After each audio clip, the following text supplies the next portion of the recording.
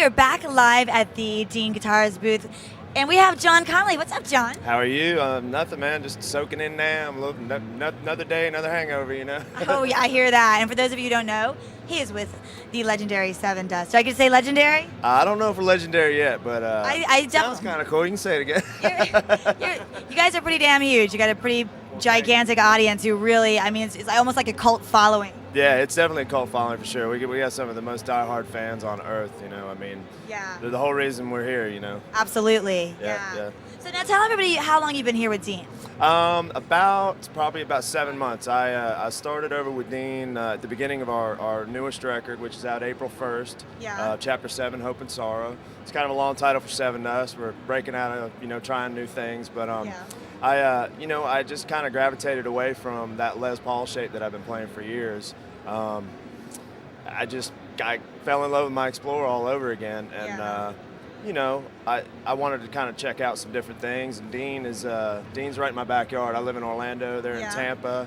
And seems like a lot of artists over in the Florida area. Yeah, lots, man. I mean, there's a whole mess of us down there, you know. And it's just convenient, you know. I go over to the shop instead of getting on the phone and doing all right. Well, I'm not sure what it's going to be like. I just go over there and kind of check stuff out. So it's nice to have the custom shop right by your house, right. You know. Practically in your backyard. Exactly. We're just like, I'll be over on Wednesday, you know. Right. That's got to be cool. It works out great for me. So yeah, that's awesome. Now, show us your baby. What do you have here? This is actually a black gold Dean Z. This is the newest of the 3 Zs that I have right now. I have one of the 79 reissues, and I also have one of the Lost 100s. This is kind of my new favorite one right now, probably because it's the newest. Yeah. And, it's all over the new Sevendust record. The whole new Sevendust record is basically this and 2 other Deans. So when you hear that record and wonder how we got the sound, right there. Right. Awesome. Yep. Now, I have kind of a generic question for you. Is that okay? Yeah. How old were you when you started playing guitar?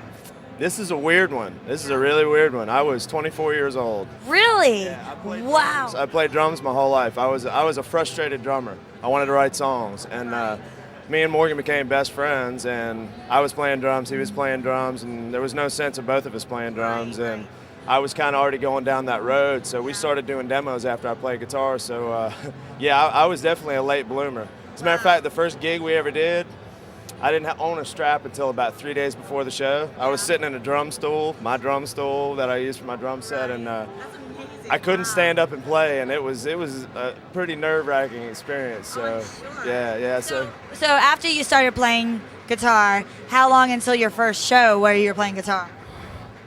4 or 5 months. You are kidding! Oh my God! I faked it pretty good for a while. Ran the bar cord all around the neck, and 10 years after, I kind of really started to feel a little more confident. And, it's funny, it was like 2 years ago I finally said, okay, I feel like a guitar player instead of a drummer, because I definitely still felt like a drummer, know. But now, do you have any influences from a guitar standpoint? That man right there, I mean, Dime, James Hetfield, those are probably the 2 guys that were responsible for, most of what I am. Now, what is James like?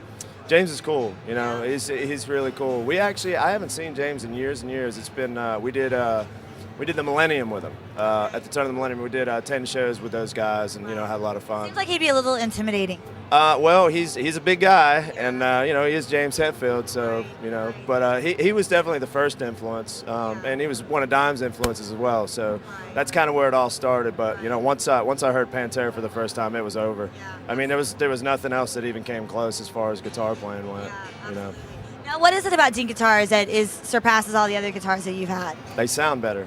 Yeah. I mean, they look cool, killer designs, just killer ideas, killer graphics, killer everything, and just the flexibility to be able to choose your neck, choose your electronics and pickups, and do whatever you want is one thing, but the proof's in the pudding. I mean, if you can't take it in the studio and have it sound good, then it doesn't really matter how cool it looks or whatever, but I mean, seriously, they just sound better.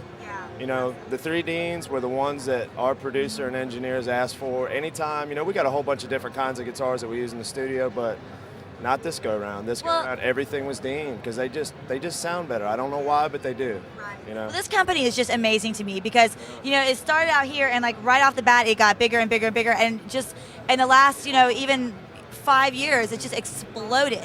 And they have so many amazing artists. Everybody loves Dean guitars, and everybody who plays them is just like, I'm never playing anything else. That's it. I'm sold. That's how I was. I mean, it took a long time for me to get a Dean in my hands, but it's going to take a really long time to get one out of my hands now, you know. And I mean, they're so about the artist, you know. They really are into the artist. A lot of companies are a little more impersonal. They're more about the instrument and the legacy of, you know, they've done this and that. And, you know, Dean's all about the artist. He wants the artist to be part of what this is all about. And it makes sense, you know, because it's you know, it's good for them, it's good for us, you know. And I mean, look at the booth. I mean, it's the coolest booth going. I mean, all my friends came by and they were like, why doesn't all the rest of the places look like this place? It's like, exactly. They haven't figured it out yet.